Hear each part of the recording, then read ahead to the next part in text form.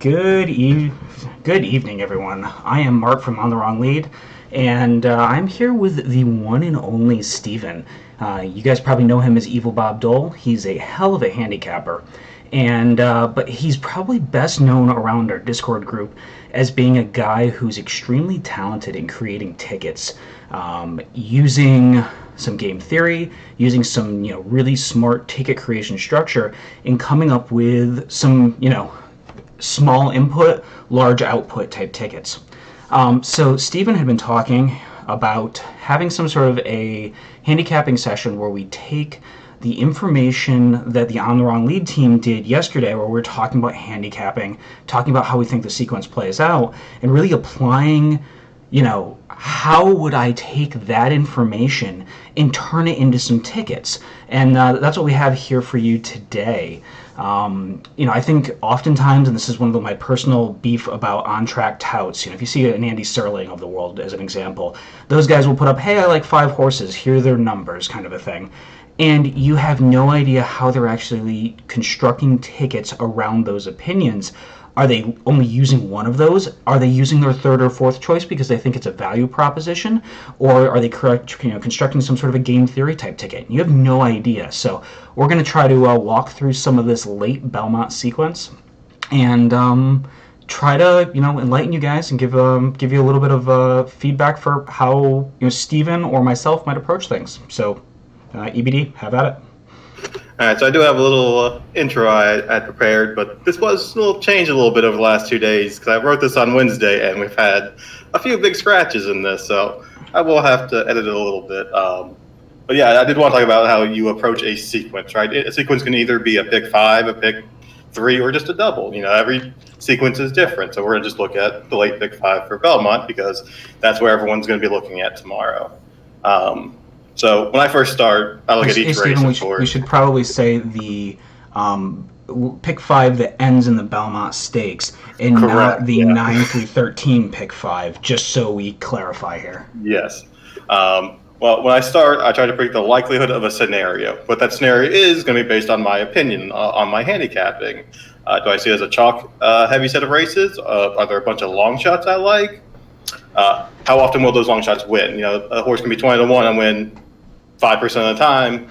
You're getting equal money. But if I think they win 10% of the time, then that's something I would definitely want to take advantage of. But when you make a bet, your opinion should be expressed with how you structure it, how much money you put through a horse.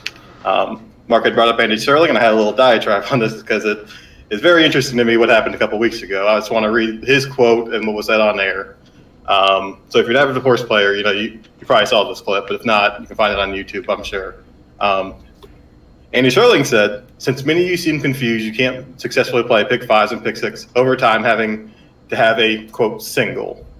There may be a situation where you really like a horse and play the sequence off that opinion, but that's a different concept / discussion.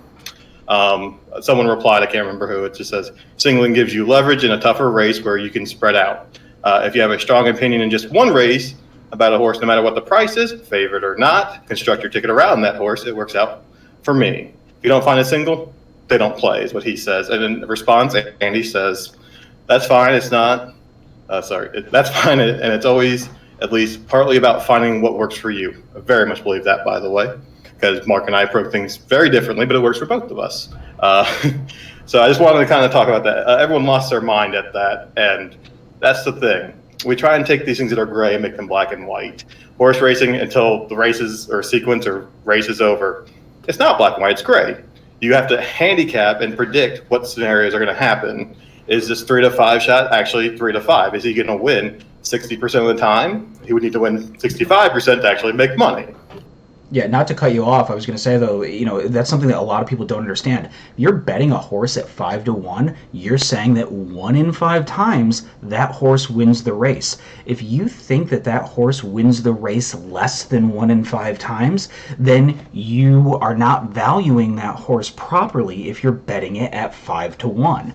And that's what makes horse racing great, is the fact that watching the board, you're evaluating the horse's chances of winning. And if you think those chances of winning are differently than the board states they are, you have either an overlay or an underlay. And as horse players, we should be exploiting those things. I mean, I would imagine everybody in here has taken at least some look at the Belmont card. You have some opinions, and there's, I think on a pick 5 or a pick 6, it's harder to leverage around those price opinions, but you can use some creative ticket structure like Steven's going to go through and find value. Yeah, I have a little bit left. I'm going to continue because that's a great point. I was really excited on Wednesday because I knew Mark and I had a very different opinion to start this pick 5 with the Ogden Phipps. So my general philosophy when building a ticket is I want as few horses at an overlay as possible.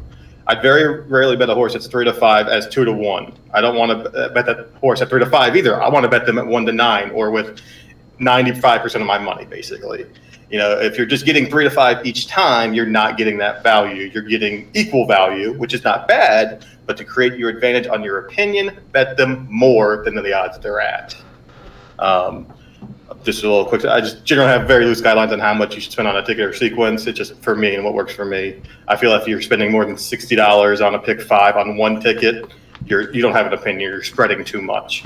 As you can see, I usually build like 5 tickets to encapsulate a sequence. I think spending more than like $350 is definitely pushing that as well. So like 5 tickets at no more than $300. So that's my intro, but yeah. You want to start walking? The Ogden Phipps was the race of the year, and then everything happened. Yeah, I mean, you want to start really with the Phipps? I mean, I think when there were 4 monsters in that race, it was legitimately the best race of the year. Now with Swiss, I think everybody knows Swiss Skydiver's out, and Valiance is also out. And I think Steven and I don't know if we had a similar approach, but I was going to use tons and tons and tons of Valiance. I think at 4 to 1 in the morning line, I thought Valiance would win that race probably half the time. So that's a horse that was going to be probably a lone A for me, and then I was going to use the other 3 as Bs.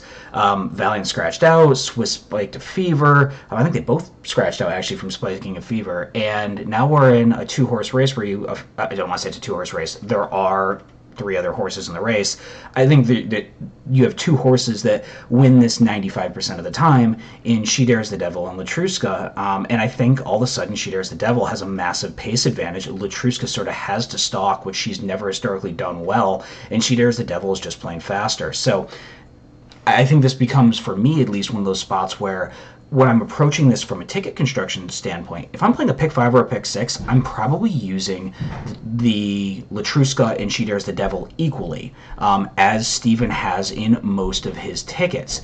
I can see that he Scenario 1, not to interrupt you, but like I said, there are multiple scenarios. Like I said, you can't approach a sequence just with one opinion. You got to understand that multiple things can happen. Yeah, and also one way you can approach it. So everybody should be aware, Steven's system is a little different than ABC. He builds multiple tickets with multiple opinions. So his idea here is that if this chalks out, all 5 of his tickets hit. And or maybe 4 of his 5 tickets that he has shown would hit. But if you get 1 price, well, maybe only 2 hit. If you get 2 or 3 prices, maybe only 1 ticket hits. So his structure is a little different in approach from an ABC, but generally the same idea. And I'll talk in A and ABC terms because that's what I'm comfortable with. So for me, if I was playing this in a pick 5 or a pick 6, I'm probably using Latruska and She Dares the Devil very similarly, which is what Steven did. And my choice would be She Dares the Devil over Latruska from a pace advantage standpoint. So if I was to play something like, let's say, a pick 3, I might single She Dares the Devil here. And I think that's something that people oftentimes get themselves in a quandary about, is they don't look at a race and they use the same opinion no matter what ticket they're constructing. For me, a daily double or pick 3 is a way that I'm leveraging up and trying to really slam home an opinion, whereas something like a pick 5 or a pick 6 is more about staying alive. So for the most part, I do have like general feelings on these races, and they're going to be the same. Just to kind of cut it a little short, but I think you should be using 3 or 5, either equally or just one of them. The other race that's very important is the Met Mile. I said, this is less about the actual handicapping, because like I said, you can replace any of these horses with a horse you like, and I think it can offer you an advantage, because it's about structuring to make sure your opinion is leveraged to be alive to whatever you may think it is. So like in this race too, just starting a little bit, it's the turf race where Blowout, who a horse both Mark and I just do not like, but she's going to have an obvious pace scenario again. You might like her. I just refuse to bet her at this point because I'm an idiot. Yeah, she may get loose and win, but like I'm going to sit there and say I love the 1, 4, and 12 more than I will have her beat me. Also, in my opinion, if I sit there and would structure this with 2 to 1 at best to start, and then probably 3 to 1 is what Blowout will end up being. They'll be pretty flat board. Mostly even horses. But then this third leg is another very interesting race where you can approach it. For the most part, most people are going to either be singling or tossing Nick's Go. In this case, I've decided I'm going to single him on most, but I will have a little bit through. By my standards, I believe is the 5.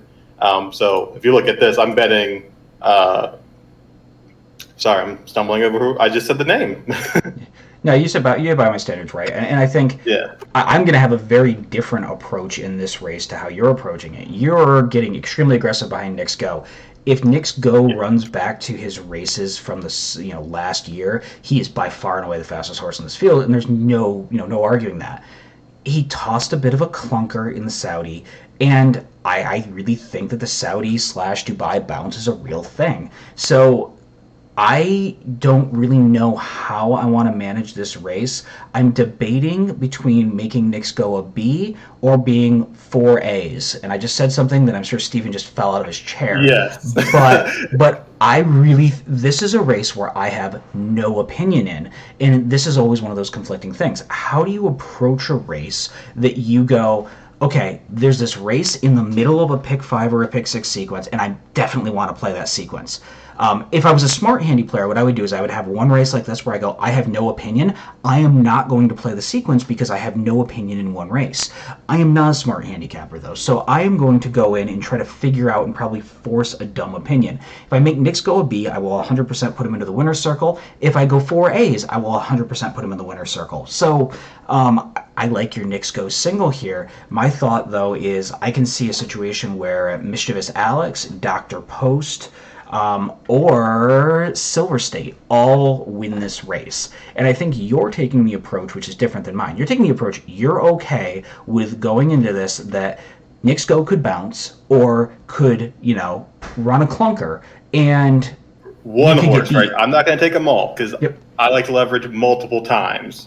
Like I said, what works for Mark is different than what works for me, but he plays how he wants. So that's how you want to play it. You can. And I do have some tickets here where I do that, where I sit there and say, I'm not going to bet Nick's Go. I'm going to sit there and try and either single Mischievous Alex or even just, I think I might, we'll go over them in a little bit. But I'm just more talking, we'll get into tickets a little bit later. We're just trying to finish up the handicapping. But there is no right or wrong way, right? It's not a binary thing. Well, I guess it is a little bit like what is your opinion on Nick's Go? That's how it influenced, and that is what C-Money is asking. What's the thought on Nick's Go and the Saudi bounce? I think Mark and I both agree. We've always believed in the Saudi bounce. There's not been a horse that runs overseas that comes back the first time well. Usually, there's probably 1 or 2 examples, but for the most part, they come back and they throw more clunkers. But yet you say that, and you're predominantly using Nick's Go. Is your idea here that he can win his B or C race and still win this? On this ticket, yes, because I have 3 thoughts primarily, if you could see. My biggest thoughts, of course, like I said, we started would be the chalk in the first, chalk in the middle, and chalk in the last. And then on turf races, I think it's absolute chaos, personally. There's so many equal horses or chances for opportunity. But like I said, this is how you have to approach it. The sequence is up to you, and I can show you just different ways to approach it, whether you want to be slim in races 1, 3, and 5, or do you want to focus on 1 and 2 and then buy race 3 and then slim race 5?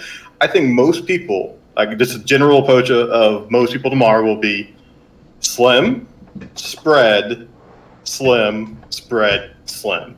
I think you would agree with that, right? The chalk is every other race. Yes, I would tend to agree with that. So we can also step in here, and if you're somebody who is looking you're okay hitting very infrequently, but you want that big score, there are a lot of game theory approaches that you could apply here. And a game theory approach that you might take in this sort of a situation would be you toss Knicks go and you buy the rest of the field. Now, if we, you can play the game of this. Is this out of bounds rail? Okay, so you used a lot of Mischievous Alex. Okay, I didn't see the rest of your tickets. Okay. No, these are different tickets with a base budget of $250. So I probably should have clarified that a little bit better. Yep. But each of these 5 tickets have a $250 budget, roughly. Like, if you can't afford $5 or $10 at the end of the day, you should not be betting. You should approach your, like, if you're actually doing smart betting, $250 should be 10% of your bankroll at most. That's how you're supposed to do it. Now, I'm a DJ, and I usually just go all in with all my money on one race. It's just how I approach the sequence. It's just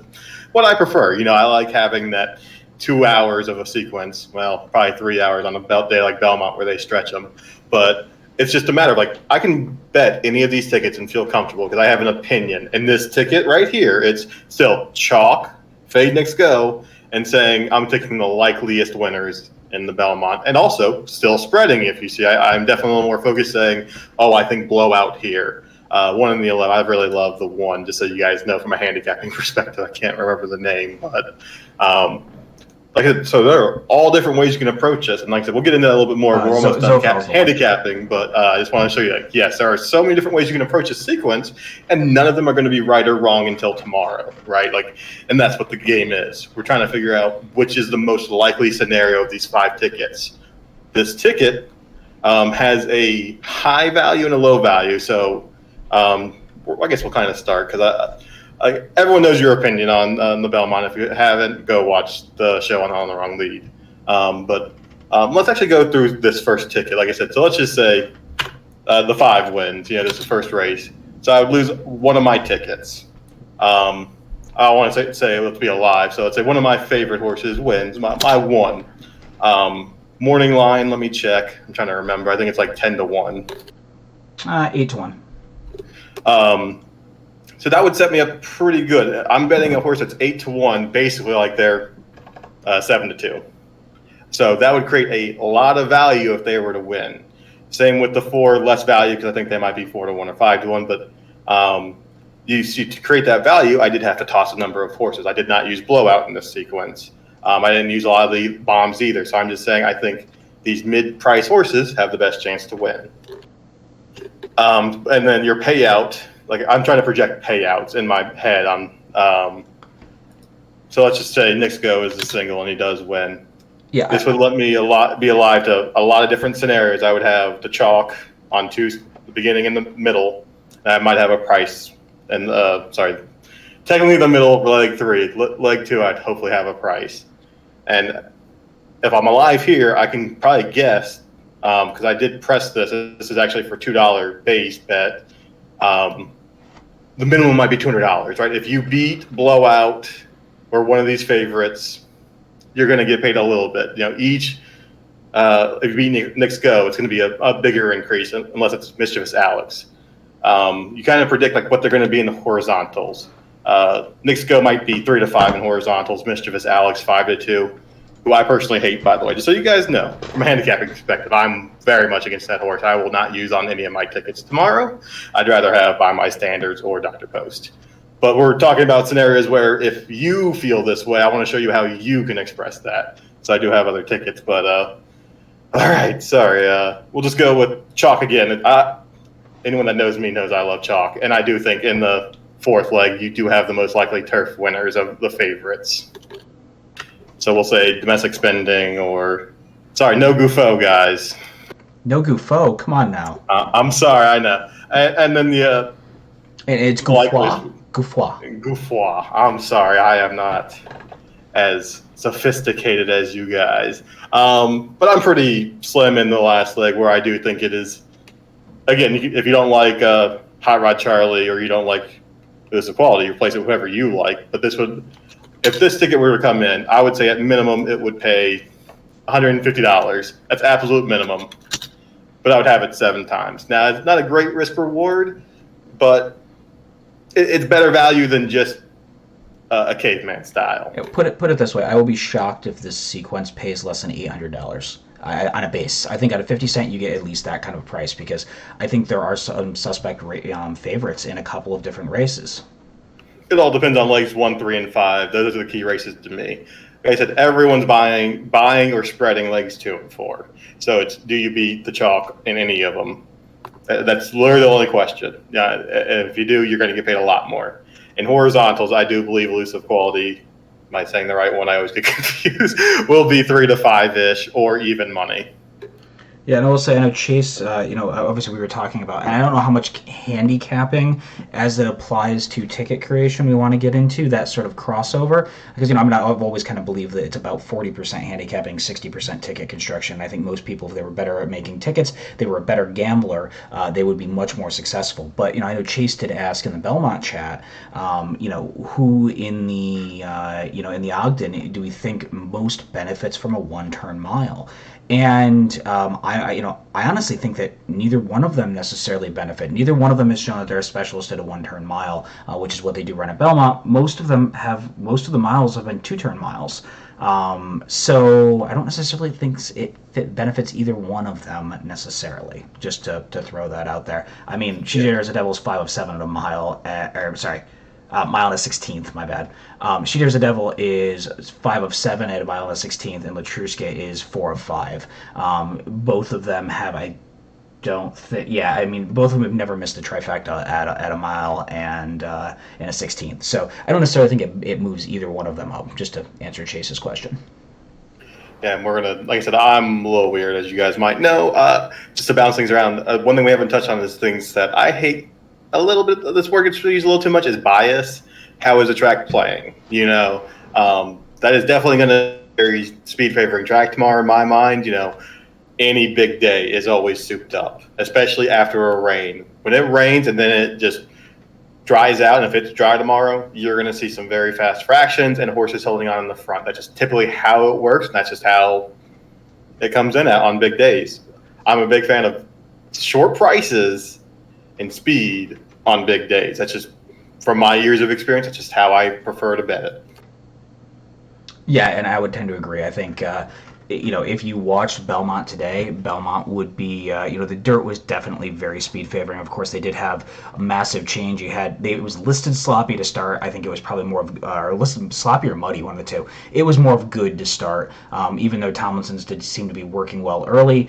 Track definitely dried as the day went on, and then they got a deluge late, so the last race was, taken off the turf. So it was really hard to read a bias throughout the day. I think speed, tended to be good. I did not see a lot of horses coming from the clouds and closing, and the turf seemed to be fair. Let's call it that. It's always fair. I think that Belmont itself usually favors a little bit of speed on the dirt and a little bit of not closers, but mid-tier runners on the turf typically, and it's a very fair track.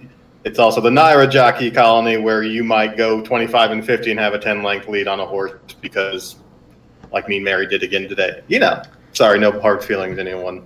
Yeah, in hindsight, that I should have been smarter with Mean Mary, just thinking of the fact that no one was going to contest her, because there was no horse in that race that had the speed, had the run style to necessarily contest her. And in those big races, oftentimes jockeys are not going to press alone speed, because they're going to then take away their horse's running style, so they hope somebody else does the dirty work. And it's a situation where, when no one does the dirty work, she gets away with murder, which is what you had. And that's the blowout argument for tomorrow in leg 2. Like I said, a lot of people will be on blowout because there is zero pace. The second fastest horse scratched as well. So, but in my opinion, just looking at that last race at Churchill, just like, again, this is more just my preference than anything. I've always disliked her, and she barely got some speed. Regal Glory does have some speed. Did Sweet By and By scratch? That's what I heard. Yes. Yeah, so Abscond can go, and honestly, with somebody like Abscond, they're only. I know Rosario's up, and he's not your normal press type jock, but I think they may have to go to be a player. So, and I think the other thing that you oftentimes get into is it becomes a sort of like a leveling yourself game when you're trying to figure out pace on big days, because often jockeys read the form as well. So they're looking at the pace scenarios, and if you have Rosario looking at the form tonight, and he's going, hey, there's no pace in here, I have to press blowout. But 5 other jocks see the same thing and they all press, suddenly a race that has no speed on paper could turn out to have a ton of speed in the race because everybody goes, oh, well, if I go, maybe I can get, blowout stops like blowout always does, and maybe I can kind of inherit a cheap lead and win it. I think sometimes we overthink the pace scenario game. Although, on paper, Blowout gets stupid loose here. Yes. But Blowout has also I do gotten have a ticket like that, stupid loose in her last every single start. Since the Lake George, right? And she's only won 2 of her last, 2 of them. I would never leave her out of an exacta. And just to reiterate, like I said, if you don't like Zofel, who I love, boom, very easy, right? Just sit there and change a horse. It's the same difference, Yeah, see, I'm going to take the sort of a different tact here than you are. I'm not going to use Blowout probably on any ticket. She might be a C. I just don't trust her at all. And I know you had mentioned Regal Glory at one point. I want Regal Glory always shopping in Pocket Square. I want that threesome. I don't know who's going to be the jock. I'm going to imagine it's going to be Jose up on Pocket Square, Jose's on Regal Glory. So I'm not sure who ends up inheriting the mount on Pocket Square. But, I think if you are a time-form person, those 3 are all massive players in this spot. And, I sort of want to, utilize those 3. And I'm going to structure this a lot different than probably Steven does. I'm going to be, getting aggressive with 3 A's, and then probably I'm not going to have any B's, and I'm just going to use C's in this race. So I'm going to use the 4, 5, and the 6, and then the rest sort of end up being C's, just because I can make an argument for literally every horse in this race, and when you get into those type of situations, I know how to put the chalk in the winner's circle, and that's by spreading the race. So somehow I'll do that. But I think in this type of a scenario, you sort of have to make a stand, and I'm going to go in it with the approach if those 3, if Regal Glory always shopping or Pocket Square don't win, I'm okay being knocked out by that, or having my tickets and my prospects substantially cut down. Like that's how you press your opinions. Like I said, I think if I was going to bet a ticket tomorrow, this one right now is where I'm leaning, but I might change things. I may wake up tomorrow and read Blowout's working fantastic, and I might end up singling her, right? You don't make your opinion until you place that bet. So I'm just showing you like all the possibilities of what I could bet tomorrow, and some are more likely than others. So just to kind of give another breakdown again to make sure I can articulate it well enough. In this first scenario, I'm doing what I think most people tomorrow will be doing. Slim, spread, slim, spread, slim. And if that cashes, like I said, it can be a low cash or a medium cash. So let's go on to a different ticket just to kind of move it along. Like I said, we can talk for hours about random things. That's why handicapping is the best thing. It's the best bet. Horse racing is the best bet out there. So in the second ticket, I'm going to take the approach of fading Nick's Go. I'm going to say, like I said, I don't personally like this, but I could see this being a good approach. I'm going to single Mistress Alex, and I'm going to buy the race except for Nick's Go. This is where I disagree with Mark all the time. If I don't like Blowout, I'm going to use it as a C. I would never bet that type of horse. I can't bet them at if they go off 4-1 and, I have them basically at 13-1. Oh, I might get my money back if I hit that sequence. If it goes 5, 11, 6, or, even just 1, and then chalks out the rest, you're getting your money back in that sequence if you're spreading. So I would rather have it either singled or tossed. That's singled per se, but used multiple times. See, my logic has always been, and I don't disagree with your approach, but my logic, I'll look at the early pick 5 today. So I went A, B, A, X, right? The last leg, I tossed the Chad Brown horse. And the reason I tossed the horse was on time form, horse didn't look fast enough, yada, yada. I knew I was doing something stupid. I was making that contrarian, I'm going to toss the Chad because blah, the horse doesn't fit. And I knew I was doing something stupid in doing it. It cost me, I don't know, I would have had it, I was on a fairly cheap sequence, and I would have had probably 4x my money by eating a chalk in the last leg. I don't think that's necessarily a bad thing to do, and I think as a handicapper, you need to be trying to find value. I think as handicappers, and this goes probably back to the Andy Serling argument, we oftentimes come into these sequences and we go, oh, I like 2 horses in this 5-horse field. I need to pick one of them because using 2 dilutes, it's costing me double as much. Well, yeah, but if you don't hit, if you're not right, then It's 100%. if you pick the wrong one, you're wrong 100% of the. That ticket does not cash. So if you're and also if you're playing tickets and if you're playing that sequence, you're finding value in other places, all of a sudden, yeah, it doubled the cost of your ticket, but you'll make up for it in other races. And it's just, I think we sometimes get a little too I guess it's sort of absolutism, right? You get too cute sometimes. That's all you need to say. Yeah, we all get a little too cute sometimes. Caleb's a little too cute every day. So this second ticket is a ticket I don't really love, but I can show you the concept again. So this is taking advantage of an opinion again, right? 3 and 5 in the first, basically singling the 1 instead of the 6 because I like it more, let's say. And then let's just say the last race, I don't really have an opinion. I'm basically betting all these at 3 or 4 to 1, basically. So I'm basically buying the chalk that race, but I'm not creating any leverage or value in this case. So this would be a ticket I wouldn't play because you're not gonna your low is gonna be $600, your high is gonna be $1,200. You're not gonna make a killing, and that's not how I play. Granted, I'm not gonna make any killing tomorrow based on how I think the races are gonna go on any of these tickets I've shown you so far. But I think this one might have one. Nope, it's the next one. So same approach again. I'm just trying to go over some different tickets and show you different values. So as Mark said, this is one where I'm saying She Dares Devil is the best one based on scenario. And just maybe the 7 improves a little bit. I'm going to bet it like a 4 to 1 just as more of a saver. Focusing idea of Mischievous Alex or Nick's Go. And then kind of spready chalk here in the last. Focusing around my 2 favorite horses, apparently, Blowout and I can't believe I can't remember this horse's name. Zofel. I actually do love Zofel, just so you guys know. I'm going to reiterate again. This one has a small press, but you are signaling basically a 2 to 1, a 4 to 1, a 3 to 5, and a 5 to 2, and 3 to 1s, and 3 to 1s. So again, you're not getting that high value, but if you're just looking for action, this could get you there. Again, I'd sit there and say price this unless the 1 wins, which is your day maker, right? You just trying to rely on that, but if the 11 does get that loose lead, then all right, you're getting some money back for not making a huge score. All right, I'm trying to speed up a little bit. All right, so these are the type of tickets I've started playing a lot more over the last few years. Some people, like Mark, may not like them, and that's okay. So if I'm saying I have a $250 budget tomorrow, I might sit there and single the 3 or the 5. Like I said, to me, it makes no difference.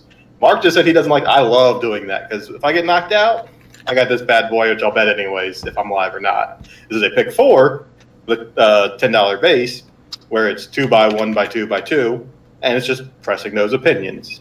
You got to learn to accept when you're wrong. I don't like buying a race when there are such strong favorites and 2 likely winners.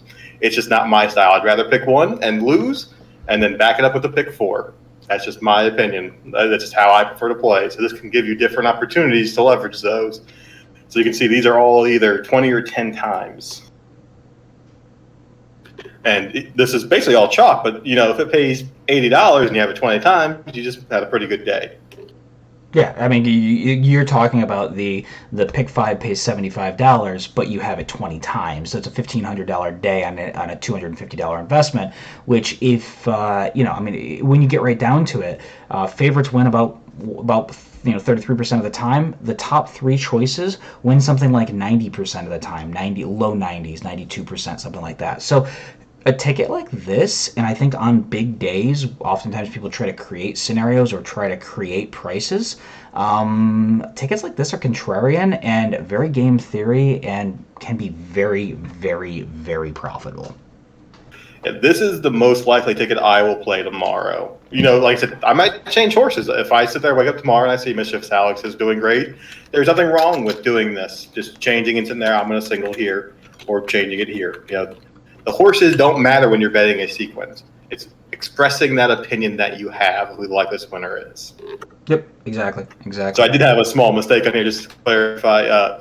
I would say I'm going to be single to the 2 for 20 times because it's going to be a shorter price than the 3. I'll have it 10 times. Both would be about equal in the will pays. If I was live, basically what I'm trying to articulate is if I was alive to the 2 20 times and the 3 10 times, the payouts would be about the same. It might be, 15, 20% difference, but that's not a huge deal. So you have one more ticket, and then you wanted to throw together maybe a consensus ticket? We may pass on that. We might just show yours, and we may just kind of. We'll see. Let me see what's going on. I don't want Caleb. I don't want Caleb in chat if we're showing mine because I'll just get mocked for it. Caleb's in chat. Okay.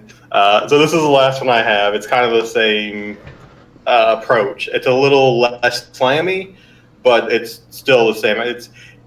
I'm going to use both favorites and have it a few times. So the upside is not as high. The risk, the more likelihood. I meant to say this earlier. On the year, I think I hit about 12% of my pick 5s. So to make money, I need to hit it at 8-to-1 value. Honestly, I need to get that kind of value. 12% is pretty damn good on a pick 5. To tell you the truth, my hit rate is a similar. I'm about 15% on the year normally, but I think I play in a way where I will capture some bigger scores than you will, although I bleed money a lot faster than you do because you tend to play from a smaller total wager size. Yeah, I've changed that a lot over the years. Like I said, everyone that joined Discord from the beginner, we've all tried to improve, and we've all improved in different ways, and we all have our preferences. There's nothing wrong with playing any type of ticket. Your goal should not always be to make money. The goal is to have fun and try and bet smart. Don't risk what you can't afford. Be responsible. All that stuff. Never get upset that the gambler's fallacy of like, oh, I really love that bet. Did you really? Did you bet like you loved it, or did you just sit there and gift of hindsight's very beautiful? Which I'm gonna fire back. I wasn't gonna do this, but now I'm back on my soapbox because we got called out for our pick 6 ticket on Derby Day, and I've got it up here. And this is kind of what I'm talking about value. Well, I don't know if I want to show that, but it's not too big of a deal. Uh-oh. Let me zoom in a little bit. I've been told it's a little hard to read, so I have zoomed in a little bit. So this was our pick 6. Blue was races we had correct, red was incorrect. But we approached that with an idea. Very simply, we said we wanted to be very slim in the first. Someone like Sineas a little bit more than I did, but we won't point any fingers. It actually wasn't even Mark. So. No, it wasn't even me. The person who did isn't even in chat. Yeah, and then obviously we single Gamine with like 98% of our equity. We had a cheap saver over here for fun, because obviously if you do beat her, that's an insane payout. That's what we're talking about, expressing your opinion, trying to get value. If the horse is 1-5, we bet it with 98% of our money. You could do 100% obviously, but we did a very good job of saying if she loses, we lose, we accept that. And on the bad side, we sit there and said if Flagstaff wins, like on this case, we're going to lose, and that's what happened. But hindsight it's easy to do that. If we look actually at our value that we tried to create, I think we did an okay job because this is showing, again, just a different race and scenarios. But She Dares the Devil that day, I think, went off 8-5, something like that. Decently short, but we bet her as if she was 3-5. And I think we had the value proposition correct in that race. I think given what we saw, we bet her the right way. And the Oaks, we kind of had a theory that, it was a chalk. It was either the 6, 10, and 12, which was search results, travel column, and Malith. I always get the name right. I'm worse than you are on names. Malithot. Malithot probably went off 5-2, so we had a slight overlay here. Not the worst. We were not killed on any tickets. Here's Zigamine at the 96%. And yeah, we spread on this race where we thought there was going to be chaos. There was almost chaos. Whitmore almost won that race, and then obviously we bet him at a good price. We didn't have the 13, but we sit there and focus on, Flagstaff won, but the chaos was there. We didn't have the right horses. We won a lot. There's always that hindsight of doping positives makes you feel a little better, although it doesn't put the money back in my pocket. Yeah. But yeah. So, like I said, people are so results oriented thinking we had the right approach. We didn't get there. It happens.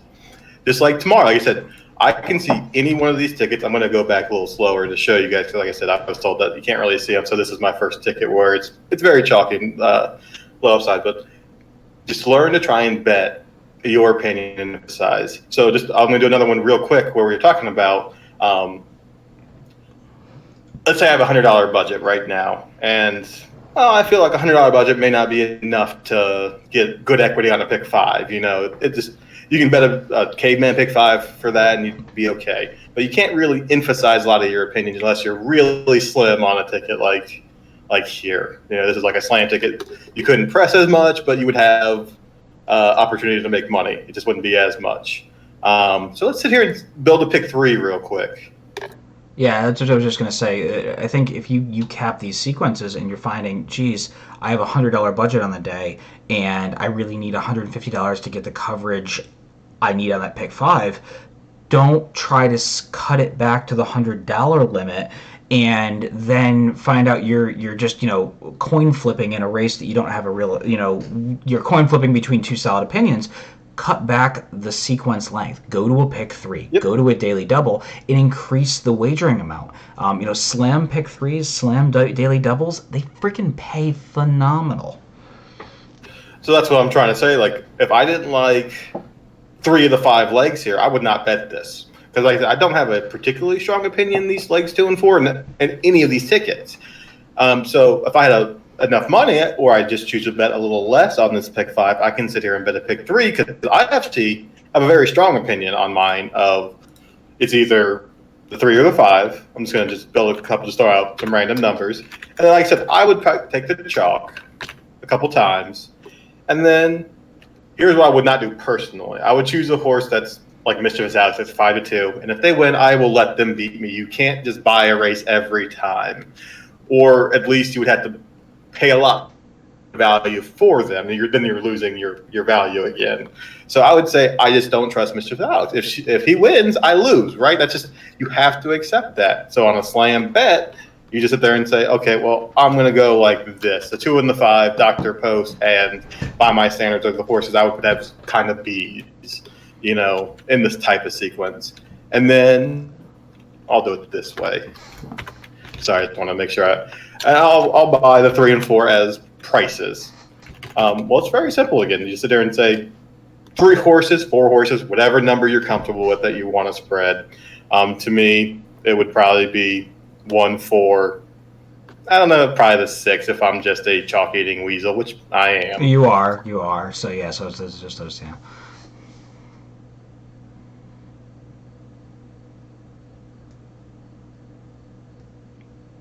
And by the way, everybody, if you're looking for this sheet, if you go into Noob Questions, this is pinned in Noob Questions. It's a free Google sheet that Steve created. It is amazingly phenomenal. I use it literally every day and effing love it. It's just great. It makes my life so much easier. You can very visually see things. And I think that the biggest thing for me is the money invested portion. I can see. Sometimes you look at the structure and if you do it for a while, you get it. But sometimes you look at it and you're like, man, like, I have a ton of money going through that horse that I don't have a massive amount of conviction through. Or, there's a couple question marks. Too much of my ticket is flowing that direction. It allows you to balance those things out. Yeah, when I first did this, I think 2 years ago I created this, I was amazed I'm like, I bet that horse right. I know I had him short, and I'm like, I bet him like he was a 4-1. And I was just blown away. So this is like a basic structure, right? We're going to sit here and say, I feel like these numbers are wrong. Okay, no, now we're good. It's going to be like an A, B with A with AC type structure, which is how Mark would kind of know this. I'm saying it's either going to be one of the 2 chalks. I'm going to emphasize one of those chalks on 2 tickets where I buy the 3rd race with C's.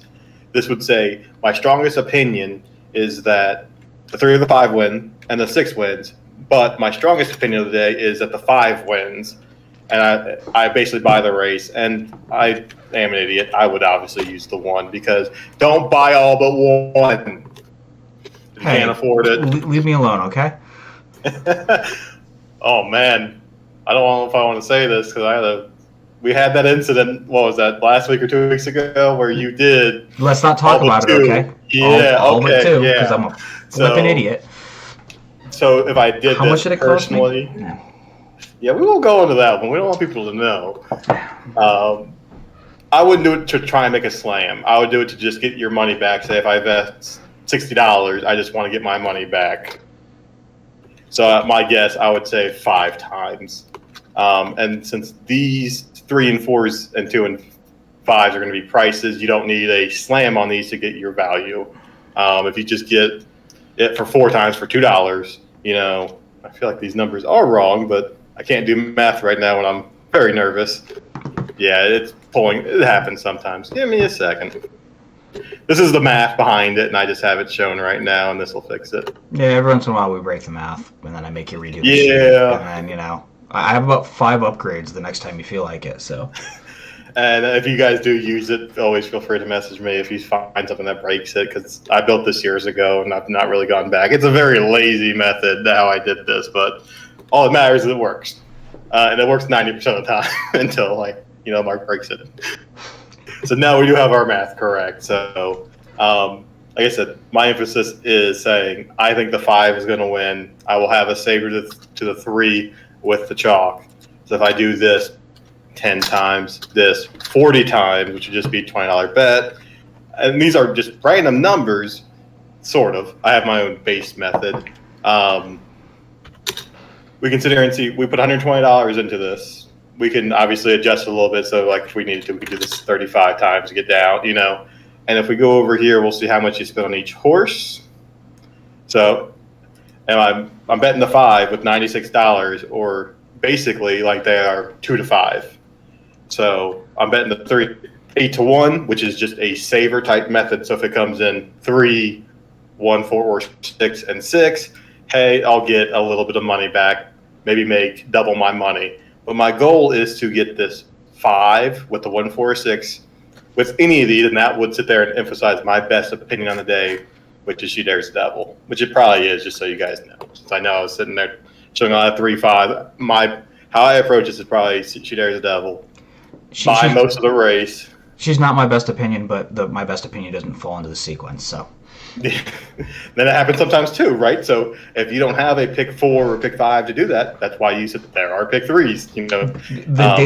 The rolling daily double is a magical thing. And that's the other thing, of course, I could do is back this up with a double. Like your one bet, which I consider myself a casual fan, hilariously how much I bet. But if you're trying to min-max this, if I have an opinion on the sequence, I should be doing a slam double, a slam pick 3, maybe even a pick 4, depending on how much of that sequence I like. In this case, I probably wouldn't do a pick 4 because my strongest opinion is not included in the pick 4. So there are a lot of things you can do, a lot of different ways you can approach these races. And again, if you don't like these horses, if you sit there and say the 3 or 5 are not good, and you really love a horse, I'm trying to think of, is it the 7? I want to say that's been I'm trying to think of who it is, but there are certain horses that you have to take a shot on. These are on a day like tomorrow. Those horses will be so short and horizontal, the 3 and the 5, that if you beat them, you're getting paid 2-3 times as much as you normally would on a weekend. Yeah, I mean, any of these big days, are, especially something like the Belmont, there's a lot of quote-unquote dumb money, right? People who are betting names, they're betting connections that they know. They're going to bet all the Bob Baffert or all the Todd Pletcher or all the whatever horses or all the horses that Irad's riding or, whatever. And I realize I named 2 things that aren't going to happen tomorrow. But yeah, Bob who? I don't know this person. Bob who is this? Yeah. But whatever. Those types of big days draw those big money. And you have some big competitive fields in here. So if you can narrow down some of these turf races, have some legitimate opinions, up slam pick. I mean, and the one let me throw out an example from last weekend. There was, I think, on Saturday, a sequence that got, everything got rained off. I am a big Tomlinson's person. I love days when it's sloppy and wet. And I played a pick 3 that was, I think it was a fairly beefy pick 3. $250 basically. Yeah. It wasn't that bad, was it? It was like 140. 230. I think it was 230. If I'm, I really think it was. Okay, so it was a little bit lower. I'm not.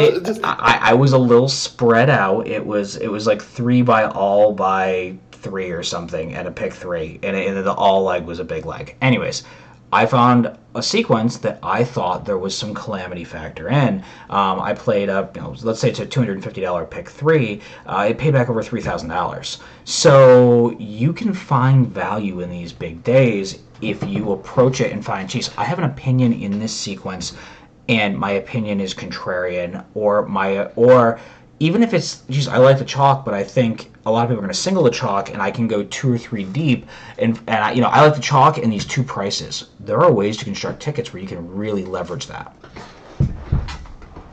And that's like, I think 4 years ago, I'd never even heard of the ABC method, and that's when I met Mark, and we've talked a bunch over the years, and I've learned a lot. And like I said, this is a method I obviously didn't develop, but it's just how I've learned to approach things and how it makes me feel comfortable betting.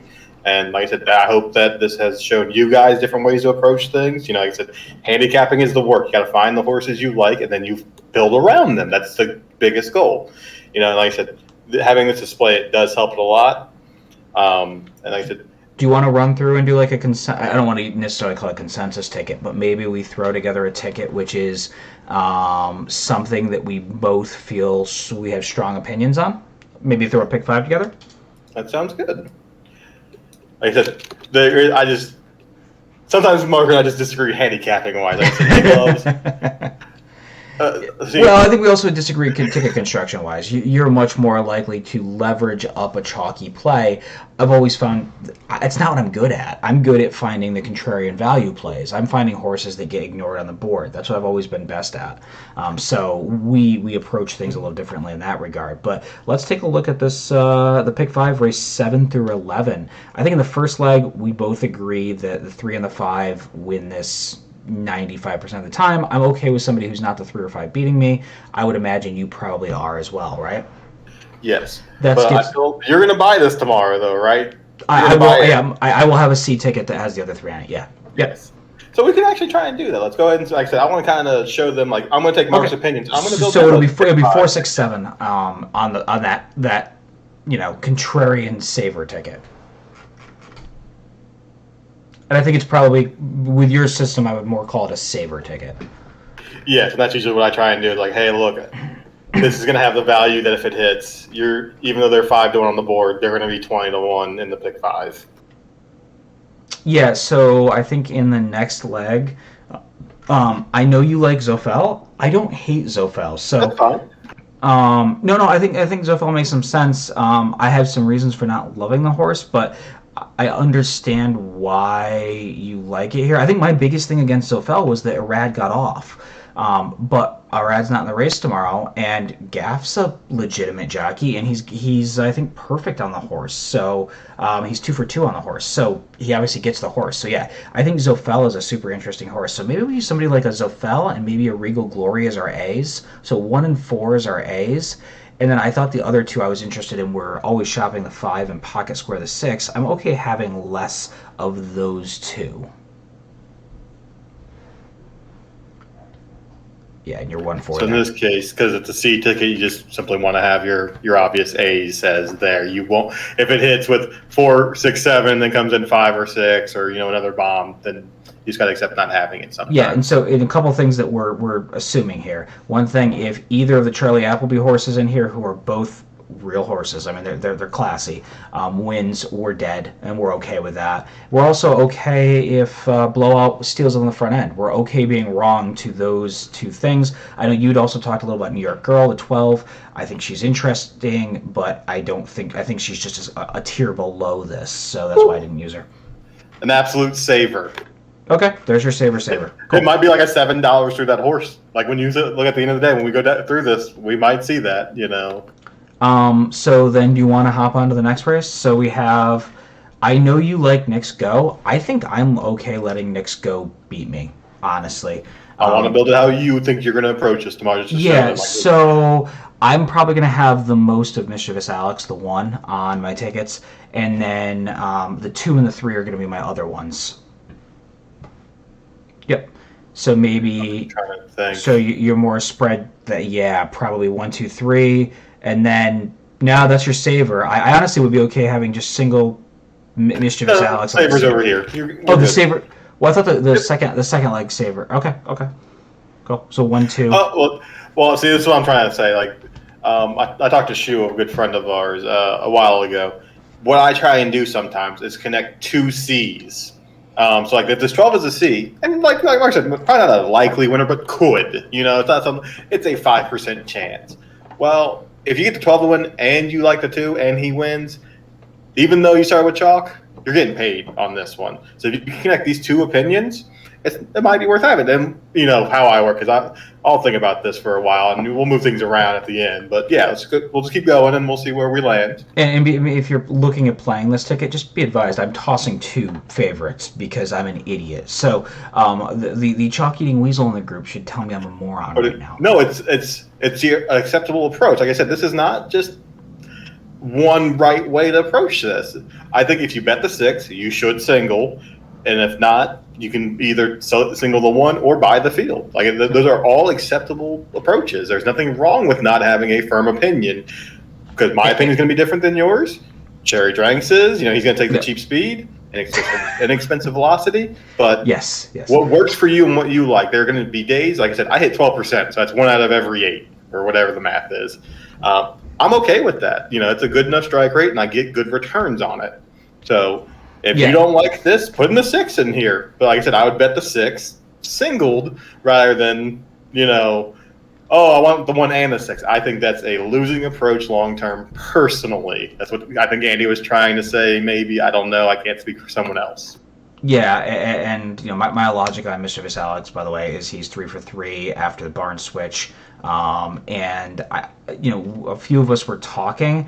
Belmont historically, if day after a rain, inside speed tends to be very good. I realize Nick's Go is the speed of the speed here, and if he's good and if he's has rebounded since February, he should clear this. But Mischievous Alex is going to get the rail. Rail tends to be very gold at Belmont days after rain, so pay attention to that. Also, we assume the track is going to be juiced because it's a big day, and for some reason track stewards do that stupid thing. So honestly, I think we can hop into the Manhattan. This is the race I probably want to be the spreadiest at. I think the 3 horses I was most interested in were the 8, 9, and the 10. Chibivan, has Eric Cancel up, and I think that how I look at things, that of the I think 4 Chads that are in this race is the one that I'm most interested in. Gufo fits really well here. Happens to really like Belmont. He's never missed the exacta, and this is sort of his distance. So you get nose out of the Man of War, and I honestly think the little bit of a cutback probably helps him a little here. And Colonel Liam, who has been an absolute monster. I have bet against him every race, and I really want to throw him out of here. I think he's the 4th most likely winner on paper, but they don't run races on paper, is what I've been told. So, I think you need to. He's like the most defensive A, and that's what I hate as well. By the way, I just want to throw this out, not to interrupt, but I hate defensive A's. I've never been a fan. Like I said, you got to have an opinion. If your opinion that he's a good horse, then you should love him. You should bet like you love him. If you don't like him, accept losing. But I know you're being more spread. Yeah. I feel like I need to spread this race, and he's going to be 5-2, and every time I bet him and try to go against him, he wins. And again, I shouldn't be rearward biased, but I tend to be, and he just keeps beating me. And this is the home of Todd Fletcher, and he's done nothing wrong. And just horse, the horse is what 5 of 6 on turf since they moved him over to turf. Like, he's just been really good.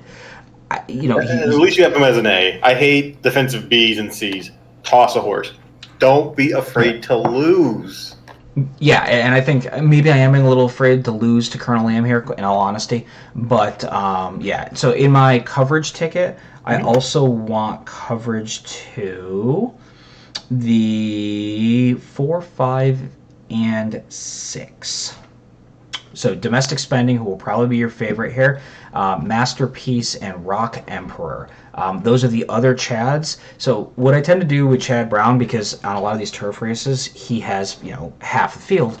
And I know Caleb loves that. But in these type of races, I tend to find out who do I think is the best Chad. And a lot of times with the best Chad, I'll play the jockey move game.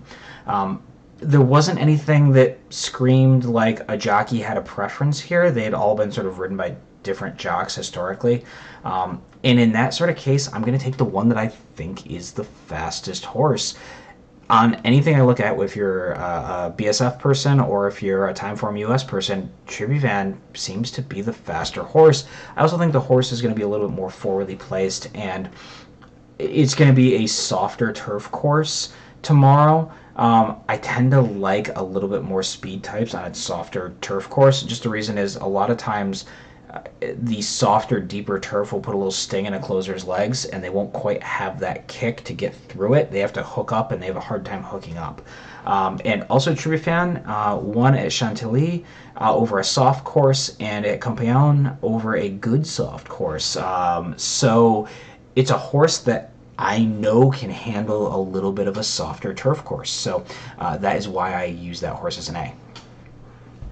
At 8-1. So I'm creating value here by using horses like Tribuvan and Gufo at prices I think well exceed their chances of winning. And once we fill in the last leg, it'll fill in over here. But yeah. So what I do sometimes when I'm towards the end, you can sit here and see, oh, of course it's going to mess up now. Oh, you broke it, Steven. I expect better. Well, you've known me long enough. You should expect it. Yeah. We just fix the odds. So if we were single last, I just want to show that real quick how where we're at now is, let's just see, very even on the chalk to start, creating value on the 1 by a lot right now, and the 4, and 12's better as it should be, and the 5 and 6 are about a little bit of an underlay. I believe they're like 8-1 or whatever. You got a very hard press on Mistress Alex, who will probably be 2-1. You got your 3 favorites covered very well, and then a couple of small savers, and then that's not accurate right now. So yeah, and I think then we're on to the Belmont. And for the Belmont, for me, Rock Your World is my lone A. I want probably 75 or 80% of my coverage going through Rock Your World. The only other horses that I'm interested in the field are Essential Quality and Rombauer. I realize Rombauer's pedigree says he has no chance in hell of getting this distance, but he's a horse that, if you watch his Preakness, it looks like he wants to go further, which I don't get, getting his pedigree, but sometimes you get the Cal Chromes of the world that massively outdo their pedigree, and Essential Quality, obviously everybody knows he's a very good, very, very classy horse. Did not get his trip in the Kentucky Derby, and I think he's a horse that has every right to fire a huge race here. So I want more Essential Quality than I want Rombauer, if we can make that happen.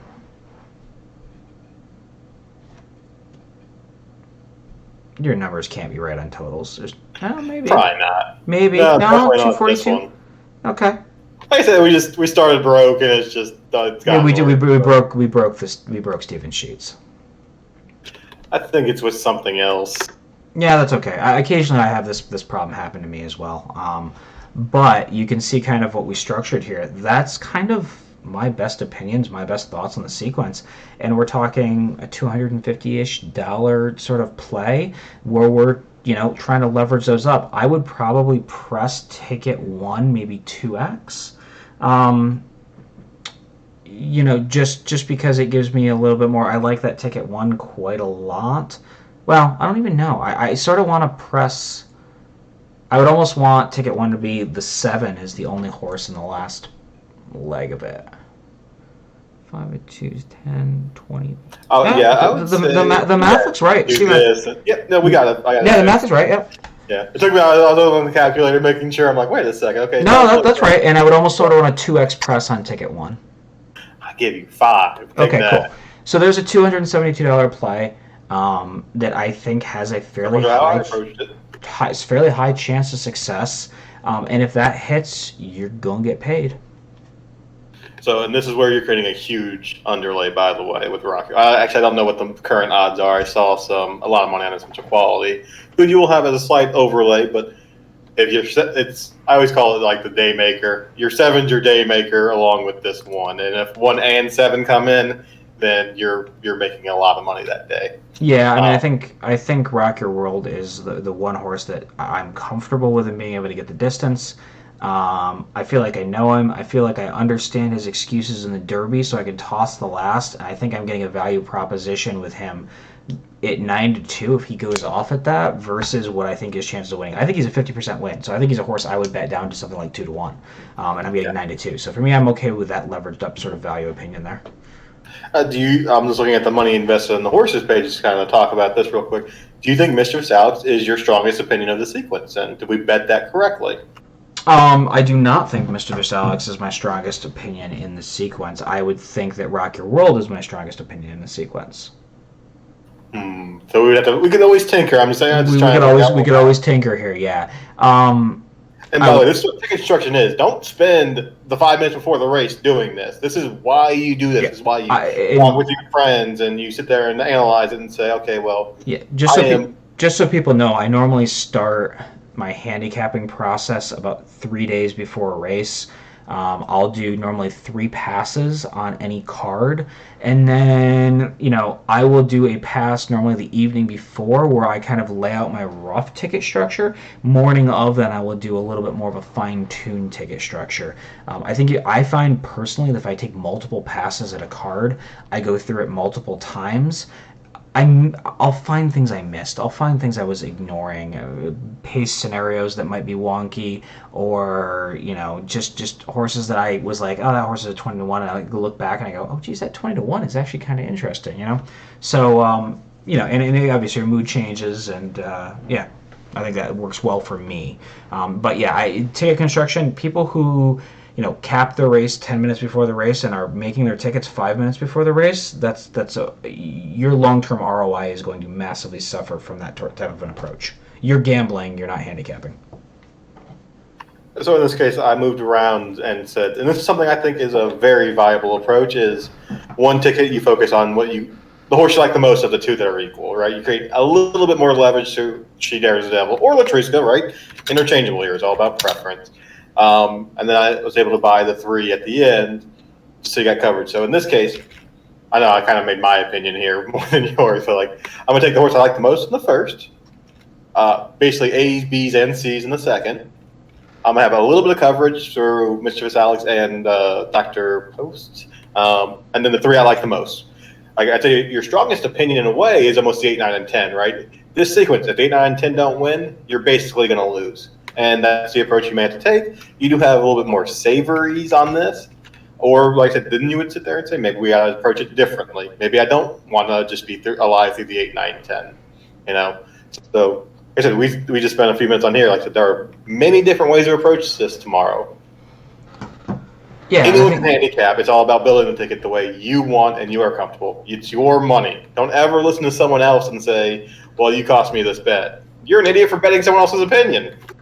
Yeah, and I think what we were looking to do here is sort of open up people's minds a little bit to how we approach this and look at really how we're structuring things and how we're thinking through the structuring process. So I know you created a bunch of example tickets, which I think is great.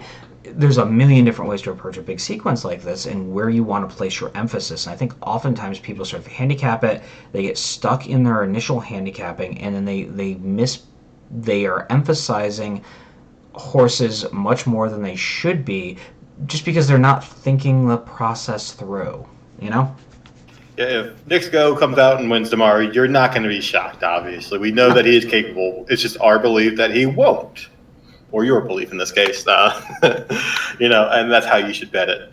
And, obviously if Mark and I bet tomorrow, we might have different tickets, and that's how it's okay.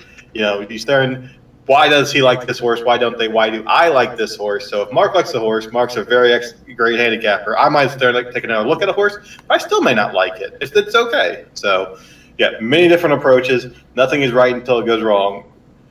or goes final, unless it's the Kentucky Derby. Just one last parting shot at Baffert. Cool. You got anything else that you wanna cover, Stephen? That's it. I just want to kind of give people a different look at how to approach this.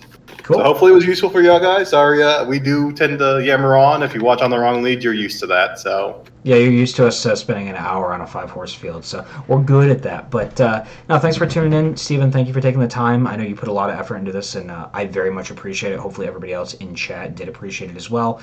I think we answered all the questions I saw up here in Belmont. I was trying to catch them all myself, so if I missed any, I do apologize. Ping myself or Stephen, and we can loop back to your question and try to answer it. And for everybody, good luck on the races tomorrow. It's a hell of a card. If you have opinions, leverage the piss out of them, and good luck.